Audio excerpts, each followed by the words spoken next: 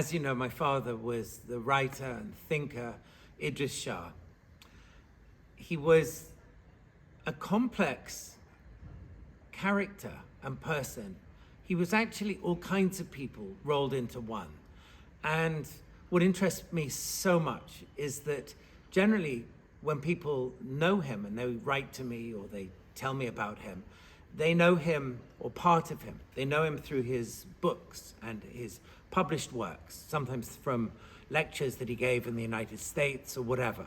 But I know him through all kinds of other ways, obviously as being his son and having seen him in all kinds of situations and circumstances. And that is what really, really interests me about him.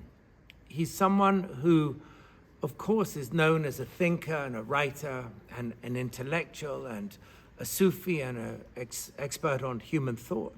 But as well, he was someone who was so incredibly thoughtful and caring. And to me, his greatest skill was as a storyteller and as an expert on what he called teaching stories. Growing up as his son, I was given teaching stories, meals of teaching stories, morning, afternoon, and night. And they nourished me and changed me from the inside out.